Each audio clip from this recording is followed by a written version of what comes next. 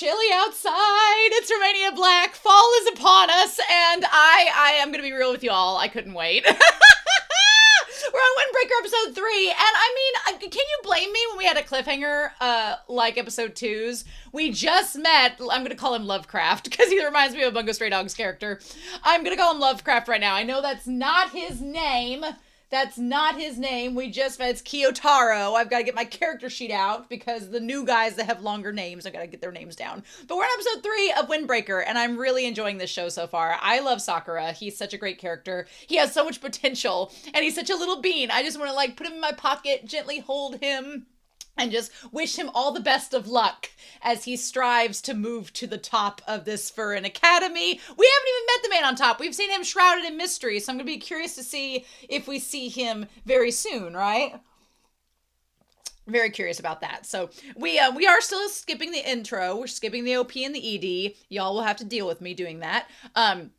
But I pulled up the episode, and it looks like the tiger and the dragon are being shown right as we start the episode, which I'm like, okay, is Sakura meant to be the tiger? Is he meant to be the dragon? Is Kyotaro, is he meant to be the tiger? I don't know. We'll have to see. Sakura is a flower, so, and a delicate, beautiful flower that he is. So yeah. We also met Suo last episode. Suo and Narai. Narai. I'll get his name when it's said to me again in this episode. Narai is amazing. I love him. He's so adorable. He's such a little bean himself, very much like Sakura. They're good foils for each other. But Suo. Oh, Suo. Suo in design alone is one of my favorites. I am digging him so far, quite a lot. And we also got to meet Kiryu, which is a pink-haired character, and Sugera. Sugera is also our orange-haired character. He kind of looks like a character from Blue Lock. If you know, you know. But yeah, I'm excited to see what these characters are up to. And Kyotaro seems pretty, like, just easily angered. And I'm curious to know. Kyotaro strikes me, like Sakura said at the end of the last episode, he strikes me as, this is who I expected from Furin Academy. Someone that is just ready to just get down to brass tacks. And Sakura's like, finally! But he's clearly not the one on top. The white-haired man is the one on top. The one who has the silhouette of a 40-year-old is gonna be 17.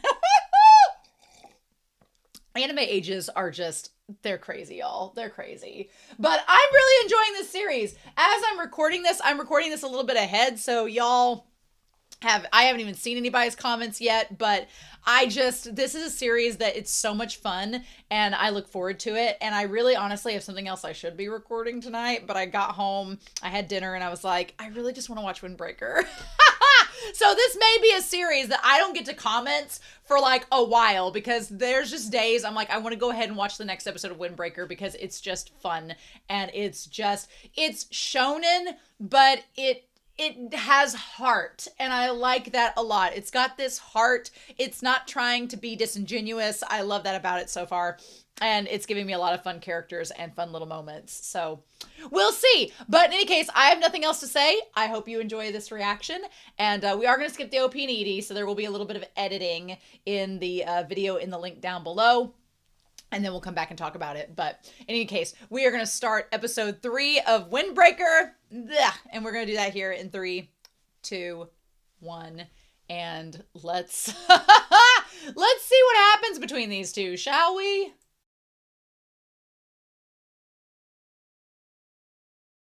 Oh, I'm digging this series so far.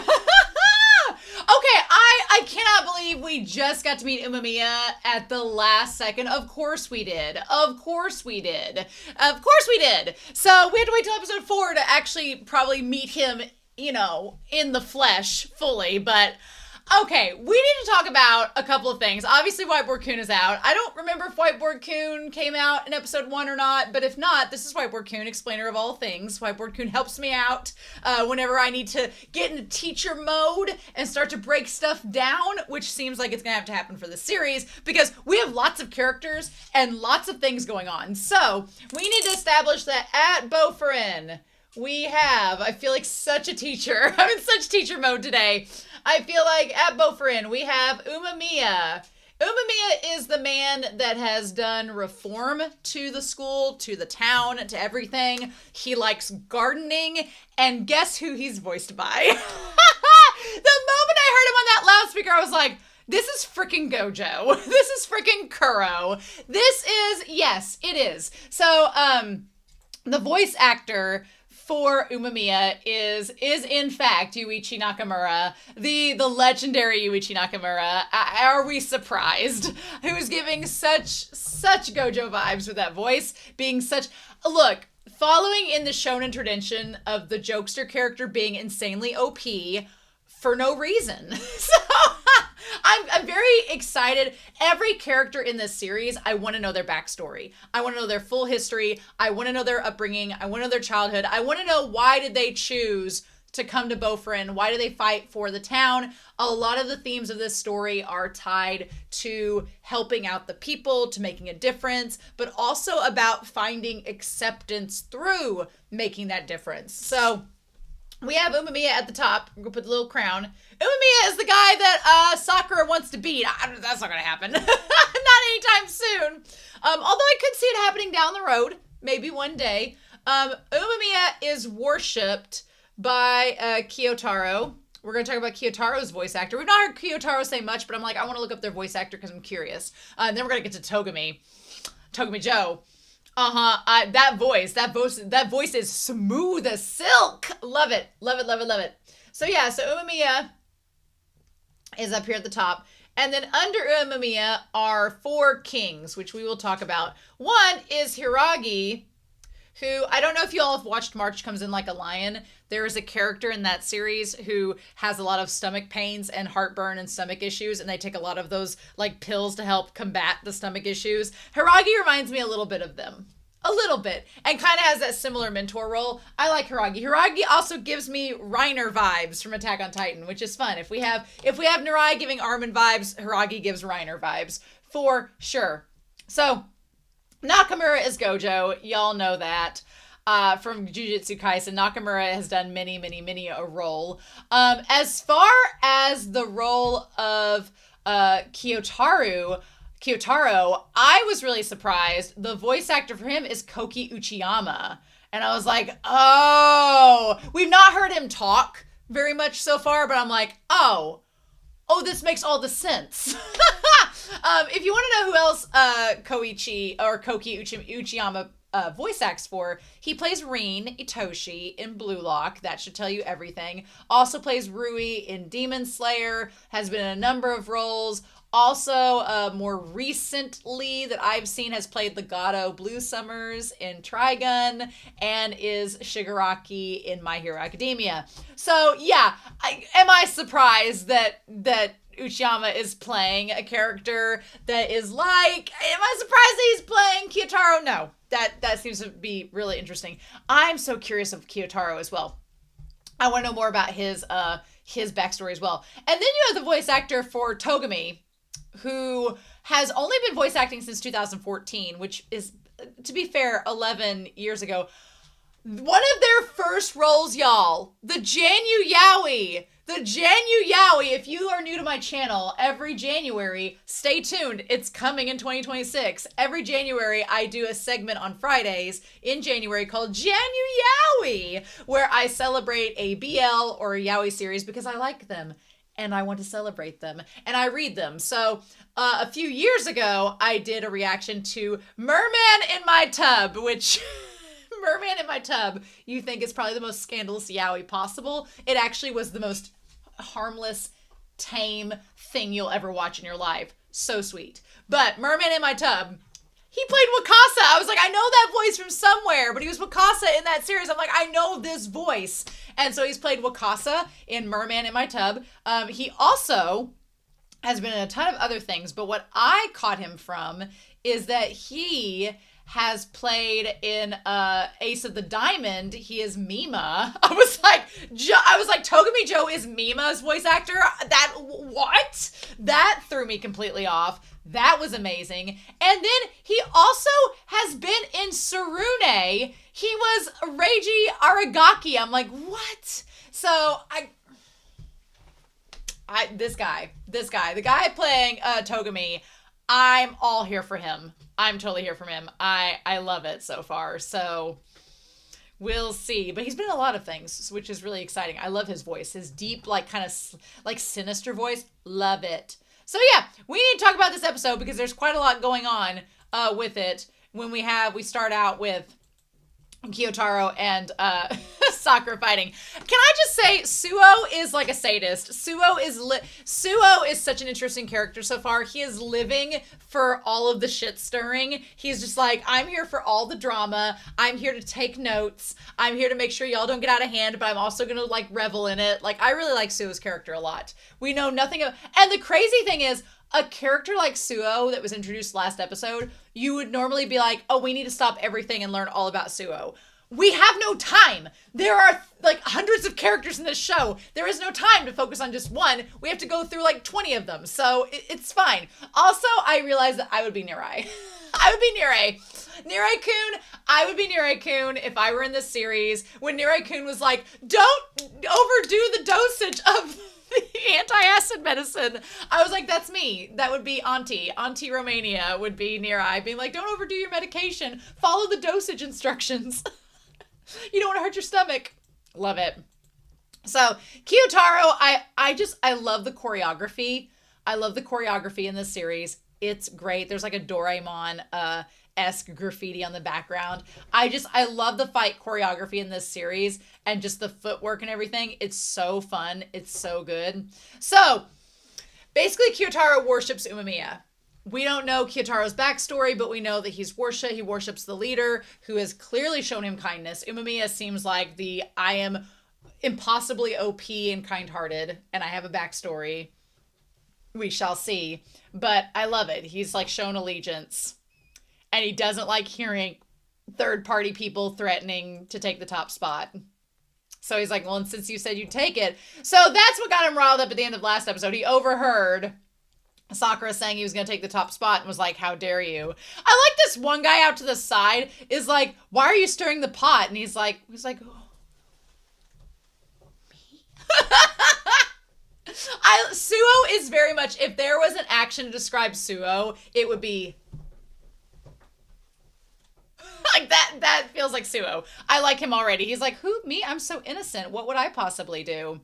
But yeah, so note to self, Sakura's flexible.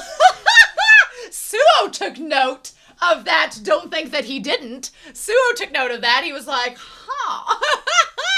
That back kick and everything. This series, every chance it gets, it's like, did you want to see Sakura's abs today? I think you did want to see Sakura's abs today. So don't worry. We're going to show you Sakura's abs today, his sculpted teenage form. We're going to show you that. Don't you worry. Also, I'm curious because Hiragi mentioned that Umeamia did not need to know that Kanota was in trouble, that he would get worried. So either Umeamia is, which his first name is Hajime, and this is Tachibana. Either Umeamia is dating her, and that has sunk my Sakura and Tachibana ship completely, or he like has a crush on her, and maybe she had a reaction though when Sakura said he was going to take top spot. She had a reaction when she said that there's no way he could do that, but it was a different reaction than what you would think someone would give if they were dating that person. So I don't know if it's like an unrequited love or if they have beef with one another. It doesn't seem like that's the case, but I'm curious what the deal is. Like if Umeamia has a crush on her and wants to date her and she's just like, I can't, or she doesn't know he has a crush. We don't know. We don't know that yet. We'll figure it out as we go. But yeah, whenever he like kicked him in the face, everyone was freaked out except Suo. Suo was like, hell yeah! Suo was like, let's go, girls. That was a great choreography. I loved that. A fanatic. And he's like, now again, whenever Sakura said this, I was like, my dude, you are such an assumer. He is so assumptive. He was like, so you can't think for yourself and you can't decide for yourself anything on your own. Clearly to say Sakura is agnostic. Safe to say. But I'm like, Sakura, quit making assumptions about Kyotaro. You don't know why he admires and idolizes Umeamia. You don't know anything about him.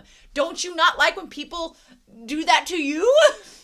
So, anyway, then we have the OP, and we're gonna skip that for now. And now we have them all meeting each other.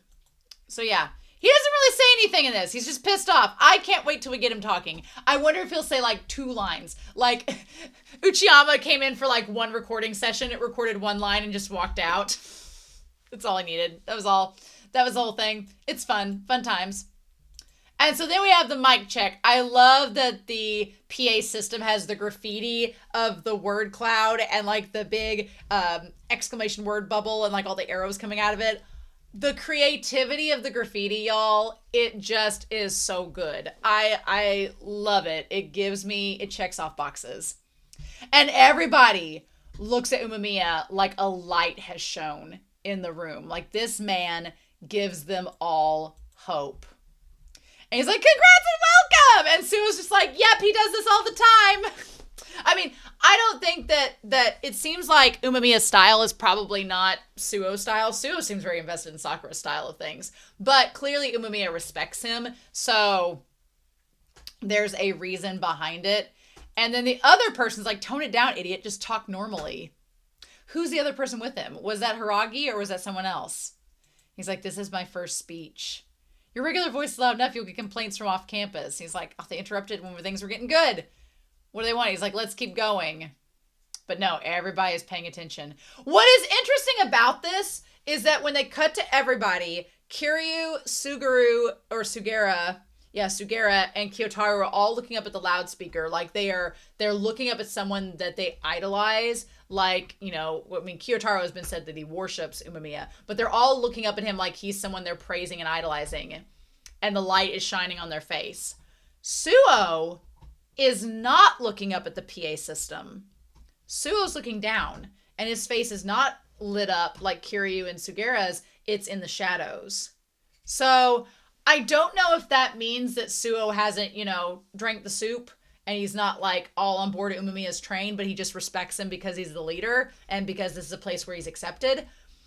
I don't know if that's the case. I don't know why, or if Suo's just like, he doesn't have like idol worship, but he respects. So I'm curious why that is different. What's the story behind that? And then poor Nere's just stunned beyond all belief. And he's like, the entire room is hanging off every word. So broadcasting, let's get back into this. And he's in the broadcasting studio. I love it. I love that he has the jacket on. You know Nakamura was not going to voice.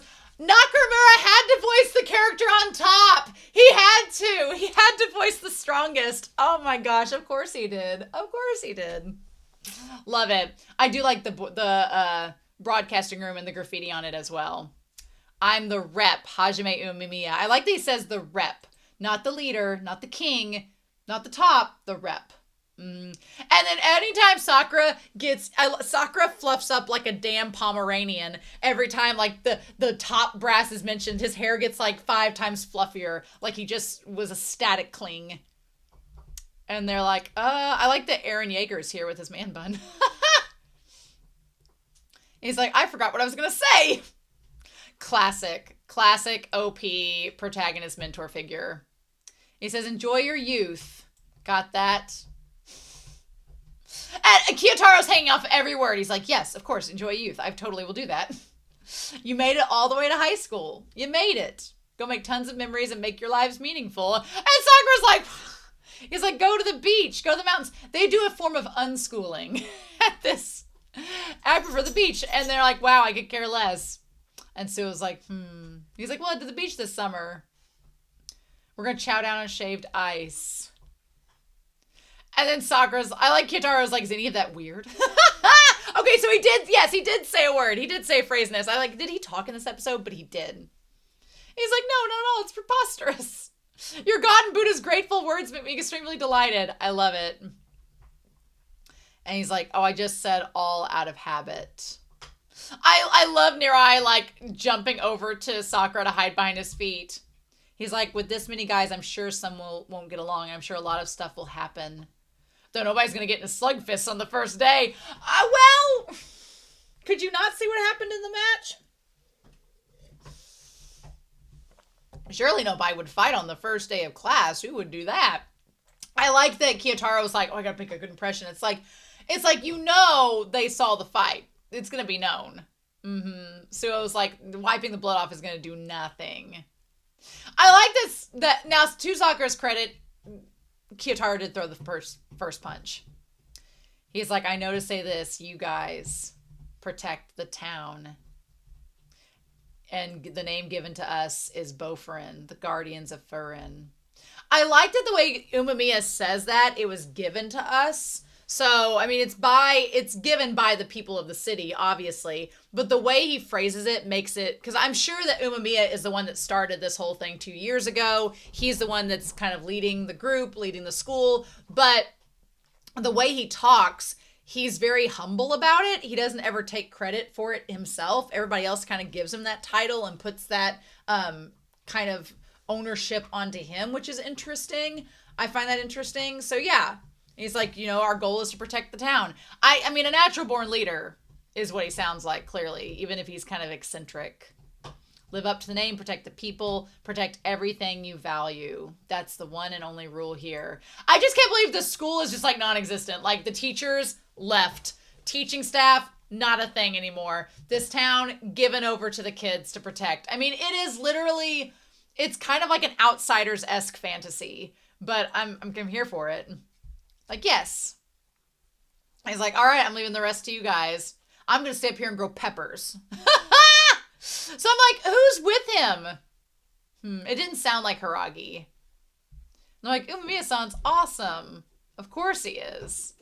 You barely even know him. Like, would simply being a strong fighter do this much? No. This man, Umeamia, has clearly given these people a sense of belonging and extended his kindness and has a backstory, and I want to know what it is. I'm so excited to know what it is. What kind of guy is he? Exactly, that's what we want to know. So Suo's like, hey, you guys, let's become friends. Shake hands and call it a truce. So that's the spirit. That's so the spirit of youth. Suo is practically a kindergarten teacher at this point. I know they said Hiragi was a kindergarten teacher, but Suo is as well. He's like, come on, guys, shake hands. It's the springtime of youth. That's the trick. I was thinking about this too. With this series, that I'm obviously a woman. This entire school seems like a sausage fest, which we'll talk about in a little hot second with the Kings. We'll talk about that. But there do not seem to be any women at the school. This is a shonen as well, so the primary target audience are a male demographic watching.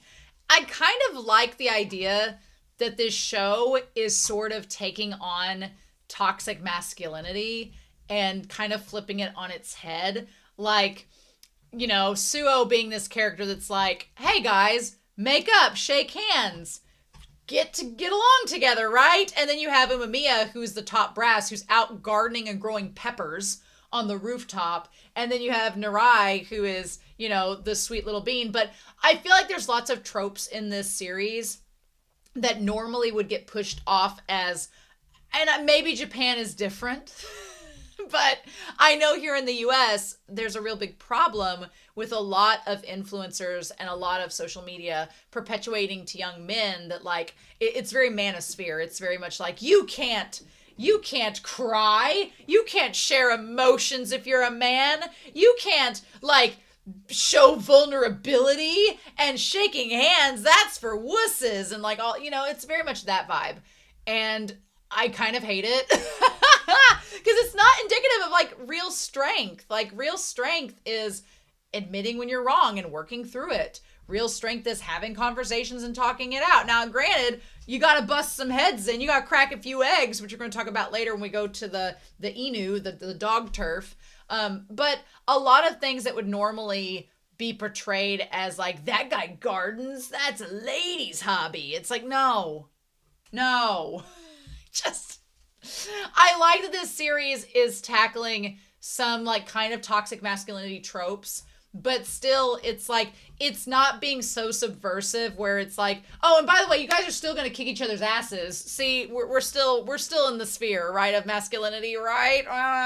But It's not straying too far from it, but it is slowly and subtly kind of clashing some norms together, and I like it because if it's putting little cracks in the armor now, I'm excited to see where that goes later, right? Which we'll talk about here very shortly, I believe. He's like, well, he hasn't even made amends to begin with. So he's like, if you're striving for the top, something like this should be easy. Suo is a shitster, and Suo is very good at manipulating. He's just like, come on, this should be easy for somebody like you. It shouldn't be a big deal at all. He's like, Kyotaro, if Umeamia heard that you attacked and punched your classmate, what do you think he would say? I just love they both have the biggest badger faces. They're like, fine. And Sakura takes his hand. The thing that's really cool about this scene is that, you know, Kyotaro, we don't know if Kyotaro's ever shook anyone's hands before, but for Sakura, this is like the first time that's happened. It's like the first time he's ever shook someone's hand. And he's like, you know, it's probably the first time he's been offered to shake a hand. You know, he's probably, that to me in itself speaks a lot of volumes because it means that no one else has ever offered a handshake to him. No one else has greeted him with respect. And being forced by Suo to give respect back to someone when you've never experienced respect yourself is kind of a big deal. It's kind of a big turning point. If no one's ever shown you respect and suddenly you have to show it to someone else, sometimes it's easier said than done, right? So that's kind of cool that we got to experience this. And then I like that Suo's like, this is enjoying youth. Look at you guys. Look at this all as the flames are behind them. Literally, Suo is the Elmo meme with the fire behind him. I live. Is he a gorilla or what? And so then he's like, what do we have here? Oh, and then these guys all tackle him, which is adorable. He's like, Sakura-san. And they're all just like patting him on the head. And they're like, you actually landed a blow on Kyotaro. That's really cool. That kick was wicked. You're so flexible. Don't think Suo didn't notice that. He's like, I bet he could do that when he walks on a bridge. He's like, now that I think about it, it's been nothing but stuff like this since I came to town. Yeah, everybody's being nice to him. And so we see the flashback where all the guys are like hanging out and being friends and leaving him behind, which sucks. And here he like has a whole like camaraderie with all these guys. Love it. So man with the most intricately like carved out eyebrows that wishes he were Kuwabara came in from Jujutsu Kaisen. He's like, if Kuwabara and Yusuke had a baby, waltzes in with his trimmed eyebrows and says, we're rolling out. He rolls his R's. I can't roll my R's. It's like, I can't do it. He says we're rolling out. And comes in like Optimus Prime and says, let's roll out. And I love when Sakura's like, we just came to class. And I'm like, bitch, look around. You think you're doing calculus today? No, we're doing arts and crafts, mother trucker. We're going to paint the town. Which I actually really love. At first, I thought they were painting the school. Also, make note, Suo is not painting. Suo is delegating. He's like, bitch, I ain't painting with this white shirt on. Are you kidding? This is Gucci, mother trucker. You go paint. So, love it. Love it. Yeah, I really like the idea that they basically help clean up the city. And that's like their activities. That's their community service. It took you guys 7 minutes and 48 seconds and 26 centiseconds to come outside. Okay, Hiragi. Even kindergartners can move faster than you. Okay, so I love Hiragi. Hiragi is a little bit neurotic. He's a little bit neurotic. He has his stomach issues. He is also like hyper punctual. These are all good things to know. He has shark teeth. I love it. I love that.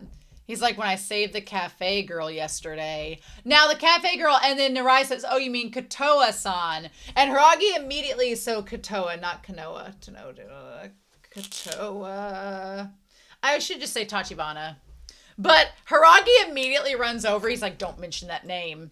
I love that he just like hustles over there as fast as he can, grabs Sakura by the freaking mouth, is fuming, drags him away, shoves him to the ground, and then he's like, don't ever say her name. Get her name out of your mouth. Just smacks him. Never tell anyone about that Kotoa-chan was there.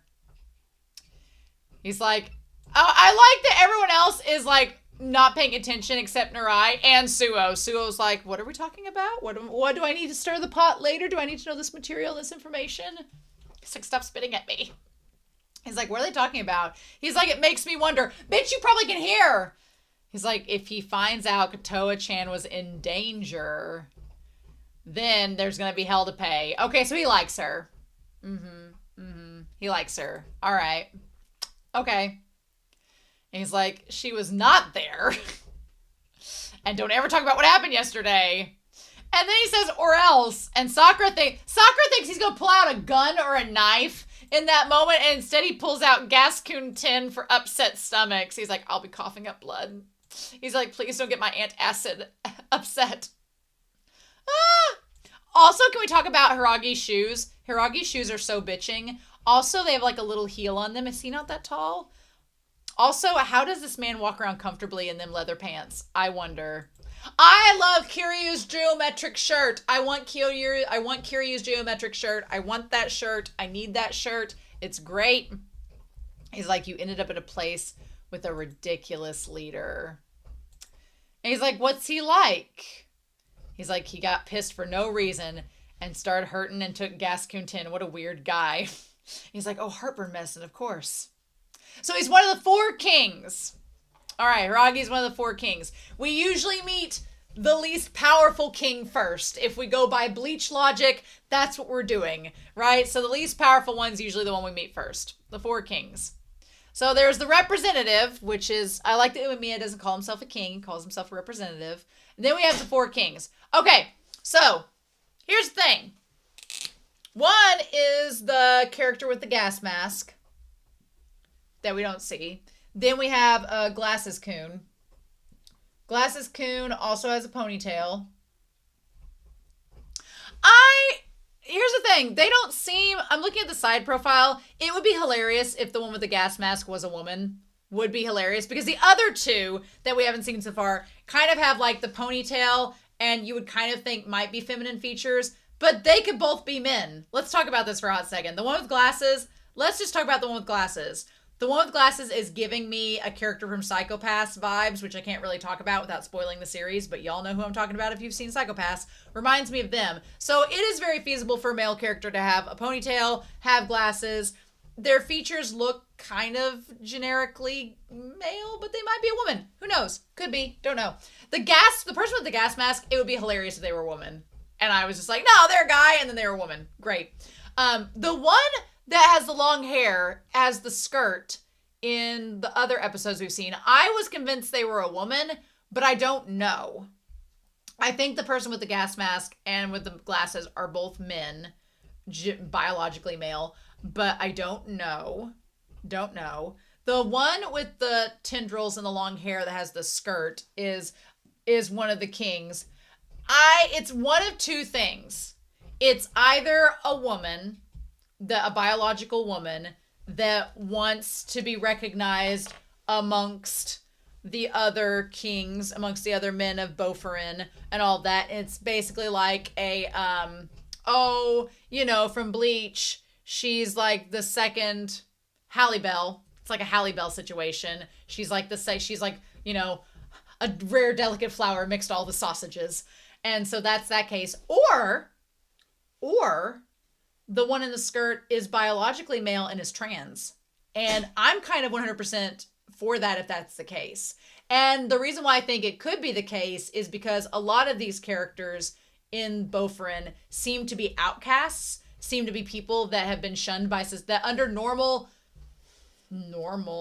hate to say that word, don't want to say that word, but under current societal standards, there we go, that's the better word for it. Apologies.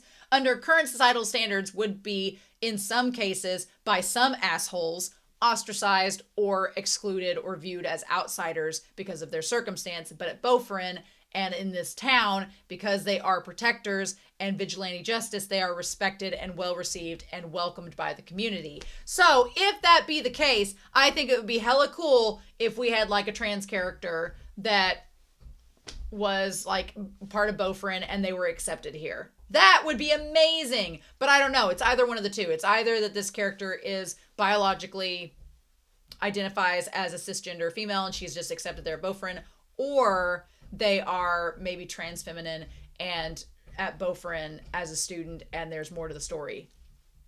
I'm so intrigued and excited, and I want to meet these other three. But we're not immediately going to meet these other three, so we just gotta wait. So we'll see which it ends up being, or it could be something totally different.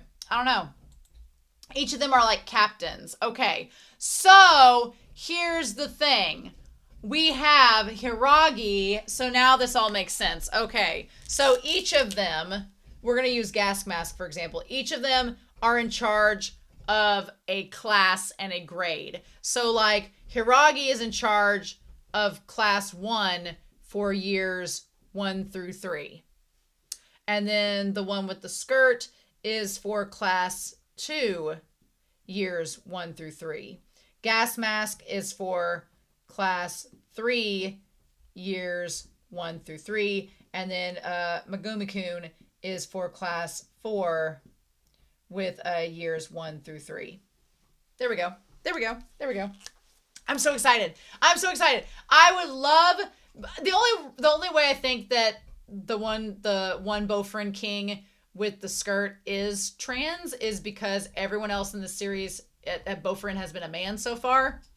Do I think there could be an outlier and be a woman that's been accepted at Bofurin? Yeah, absolutely. That's biologically cisgender female could be accepted and be in Bofurin. Sure, yeah.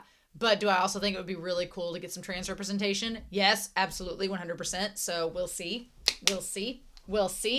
I'm excited. Not since the days of Stars Align have I been so excited for possible trans representation. So we'll see. But yeah, so we have these different teams. We have Tamon. It feels like Omegaverse when I'm saying these things. We have Tamon. I don't know if these are corresponding with the right house. Tamon, Jikoku. We also have Zojo. Zojo feels like it fits the Gas Mask one. And Komoku. Okay, they're based on the 4 Heavenly Kings, and their names starting with the class 1. Oh, I want to actually look up, while we're here with you all, the 4 Heavenly Kings. Not a windbreaker spoiler, but okay, 4 Heavenly Kings are 4 Buddhist gods or devas, each of whom is believed to watch over one cardinal direction of the world. Okay, perfect. The standard component of Chinese Buddhist temples. The 4 Heavenly Kings are celestial deities or guardian gods in Buddhist cosmology who preside over 4 cardinal directions and protect the Dharma. So we have the East. Okay, so the East is Jikoku, is the guardian of the East. And then Zojo is the guardian of the South. We have Komoku is the West. So then the North would be Tamon. Okay, cool. Nice. So I want to see if there's anything specifically about them, but there's just a whole bunch of things here. Some of these get into a lot of other colors and symbolism. Interesting. And the mythology. Nice. There's like a whole lot on this, but that's cool. I like the 4 cardinal directions and all that. Interesting. Okay, cool. And then starting with class 1 are Tamon. So yeah, so that is, they're on Tamon team. Well, of course, Sakura is going to be in the protagonist team 1. Of course. Of course they are. So they split into groups of 4 or 5 with a 2nd year and a 3rd year supervisor. So I feel like is Suo one of the 2nd or 3rd years, potentially? Since they're a supervisor as well, that would make sense. I want Suo to be a 2nd year because I want Suo to stick around longer than... Hiragi gives me 3rd year vibes. Yep, and he led that group there, the 5 of them. So yeah, so Hiragi is clearly the 3rd year, I feel, and Suo is probably the 2nd year. Okay, interesting. And he's like, you guys already duked it out, so what does it matter? I like Suo calling Hiragi a kindergarten teacher, and they had the little visual of him, like, with the meme where he has the dogs going in different directions, or the kids with the leashes. Great. Now, I love this conversation about patrolling. He's like, we're just strolling around. And Sakura's like, if we're protecting the town, wouldn't it be more efficient to look for guys messing around and pummel them? And Hiragi's like, That's not protecting. That's raiding. I was like, I can't snap my fingers any harder in that moment because yes, what? Y'all have to understand. You have to understand that I'm living in the US right now, and the idea of if you just go looking for people that you think are trouble, that's called raiding, and that is not protecting. There we go. We get some snapping now. Oh, love it. Freaking love it. Yes. Thank you, Hiragi. I love that. Yes, please. And he's like, there is meaning in us walking around. It's like it's setting the example. In our uniforms has kept a lot of the smaller teams away. It's like, we're just making sure. And also they're building community with the people there. They're not just walking around in uniform. Our fights are fights to protect others. But we don't need to make the first move. Yeah, it's like sometimes not fighting is part of the battle. And Sakura hates hearing that. He's just like, well, this is not what I came here to town. He's like, that's super dull. And it's like, no, that's part of it. He's like, you're the dull one if fighting is the only fun you have. And I love they just go around helping all the people. It's great. It's like, this is part of our job. And they get the food at the end. They get the taiyaki. I would live for taiyaki. That sounds so good. I love that. I also love that Kyotaro just holds it in his mouth the whole time, not even grabbing it. Love it. He's like, I understand what you mean by wanting to fight. He's like, but an exchange of words, needing and being needing. Okay, well, Suo did paint. He painted with one hand behind his back because he's too cool for school, but he did paint a little bit. He's like, needing and being needed can be pretty fun as well. Yeah, it's like the entirety of this group seems like people who have been outcasts by society before this or from other places like Sakura. So it's like, it's nice to be wanted. It's nice to be needed. And that helps, your morale in different ways. So they go to the edge of town to this bitchin' tunnel. This tunnel looks amazing. The graffiti, everything, so cool. And it has the big dog on there. A bar alley that stretches this way. And there's a dog. He called it an Inu on the front. And they're like, oh, Sakura-san. And he's like, don't say stuff like that. He's like, we don't know where those guys are around. Suo lives. Suo is living for Narai and Sakura's banter. He also is living for Sakura getting just pestered by Narai. You can tell. This is the territorial border between Bofurin and another team. So the train tracks are the border. Don't ever cause an issue on the other side of the tracks. It's going to get all West Side Story up in here in a hot second. They have different rules over there. And that team that runs that area up ahead is called Shishitoren. The devotees of power. Devotees indeed. Also, I'm just realizing now that around the dog, around the Shishitoren, there are like all of these fox spirits. They're all like, it looks like there might be a horse in there, but they're mainly like fox spirits or Five Nights at Freddy's. Rabbits, one of the two. They look kind of like fox. They look kind of like horses and fox spirits. It's creepy as hell.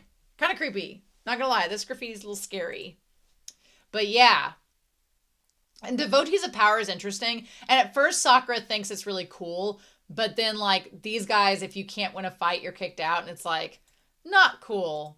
Not good. And so this middle school kid is running back from their turf after he's got like 2 black eyes. Like, why are you beating up a middle schooler? And Hiragi is worried the kid won't make it across the tracks. Luckily, I was expecting Sakura to pull a punch and save the kid, but I was not expecting Kyotaro to jump in as well, which is awesome. I like that they both went in together because here's the thing though. Sakura ran his mouth to Togami and Togami was like, I'm gonna remember you for later. And I was like, oh. But Sakura ran his mouth. I think it would have been worse if Sakura had gone over by himself. But since there was both of them and the 2 guys that were hanging out didn't seem like they were that strong. Probably wasn't worth Togami's time. But yeah, him showing up. So the one guy, like they just made fun of Arima Yukinari along with Kanama Minoru. They made fun of the guy that got beat up. And Sakura's like, weren't these guys on the same side? This is this dog eat dog world where it's just like kill or be killed is what I think Sakura was expecting when he came to Bofurin. But now that he's actually seeing it in practice, you can tell he's kind of like, well, I'm not really into this anymore. And it's like, yeah, no shit.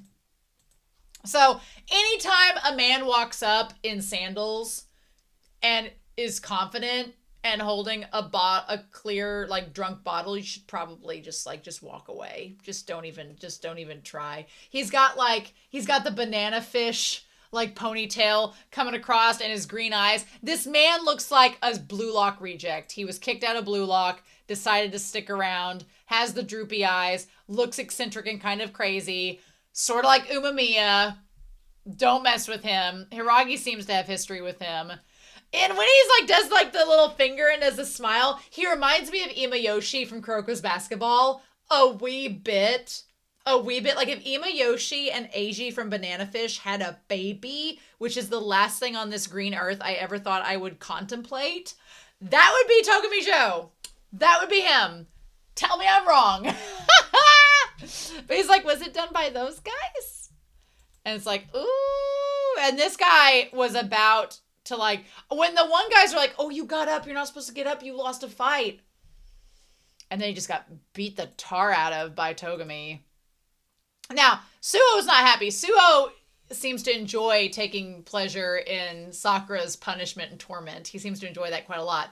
But Togumi's actions, he does not seem to care for. And I'm wondering if at one point, I don't think Suho was with this group because I think they would have called him out if he was. But I wonder if Suho was formerly with another group, another gang, and that's how he got the eye accident. And then he ended up joining afterwards with Bofurin. I don't know. But he doesn't seem to take the whole, like, you're weak, so we beat the crud out of you. And then he's like, oh, you guys are still here. He's like, he lost. That means you're weak, and the weak don't belong in Shishitoren. And yeah, okay, so Suho says, I heard the rumors, but you really don't get a good feeling of being around them. So he was not in Shishitoren before, but I feel that Suho could have been in a different gang. And then Sakura's like, devotees of power. This is not what I expected. This is a joke. This is not it. And he's like, you beat up a wimp and you call that power? And here I thought you'd be interesting. I like Kyotaro looks over to Sakura like, yeah, I was thinking the same thing. He has a look on his face like, me too, bro. Was thinking the same business. And he's like, a letdown. I'm like, oh, these guys are like, did you hear that? Kill him dead. I'm like, oh my gosh. These guys are like, the bro, he talked up to the boss. And he's like, no. I like that he takes his glasses off when he wants to get a closer look. And he's like, oh, you have an amazing head, like an Othello game. Is Othello like Go, where you have the black and white tiles? Is that why he's making fun of him? I also like that there's the spider, like the spider behind Togumi. Like, he's like, you talk way too fast. I'm like, ugh! He very much feels like a spider web. Like he's trying to trap you in a moment before he like bites your head off. And I feel like he took the glasses off so he could get a good look at Sakura. And he's like, you talk too slow. He's like, I can hear so little. I'll beat you up in a more proper setting. And when he's like, I won't forget your face, he like bares his teeth. Bitch. He's like, what are you calling Othello-kun? And Nirai is having a freak out about World War III starting, and Suo's like, it's okay. And meanwhile, Hiragi's just dumping all of the antacids out. He's like, look at him. I think it's a good thing I didn't strut out. So is Suo just like, oh, I didn't know I was supposed to help out? Curious. He's like, you should follow the dosage and directions on the label. I am Nirai. I'm Nirai. That's who I am. That's who I am in this show. That's me. And so they're like, okay, among the Shishitoren, he's especially territorial. So he's not going to leave his turf, basically. But if he catches you there. And Hiragi's like, I should have acted first. I mean, what was Hiragi going to do? Right? I guess he would have taken the slack for Sakura and them, but... So then they go up. He hates reporting to Umeamia, so I'm curious what this report will lead to. If he hates going up there, I don't know. Meanwhile, we go to the rooftop, which looks like a bitchin' place to hang out. And we go to all these gardens. Like, there's garden... I like the little cardboard bridge across the vines that have grown across the school. That's so cool. And there's like a table. I'm assuming that's where they all gather to have their conferences at just like a dining table. And he has this little garden spot and freaking just growing vegetables for the orphans. He's like, look, Hiragi, we'll get it all together for a barbecue over the summer. Who be this mother trucker with the white hair? This white-haired protagonist, Umeamia Hajime. He's like a grade school kid. No, he's an eclectic man who's gardening, and Tachibana's probably going to marry him so she can have a restaurant to go along with her coffee shop. Although they did serve food there, so can't say anything. Curious! Curiouser and curiouser. I don't know. We'll see. I want to know more about Umeamia, so I don't know how long I'm going to wait. I have other shows to record on this channel. I need to record those other series. You all understand this, but it's very difficult because every episode of this series is a lot of fun, and I like talking about the characters, and I want to know more about them. So thus we're in such a conundrum. But anyway, I'm super excited to hear your thoughts down below. Please, no spoilers. I know with the Four Kings, it's going to be so hard not to spoil. Spoiler tag if y'all want to talk in the comments amongst yourselves. Do that. But I will find out, I am sure. I cannot wait. We shall see. So, anyway. I hope you all have a wonderful week. Please stay safe, take care, and yeah. I'll be back very soon with more of Windbreaker. Bye!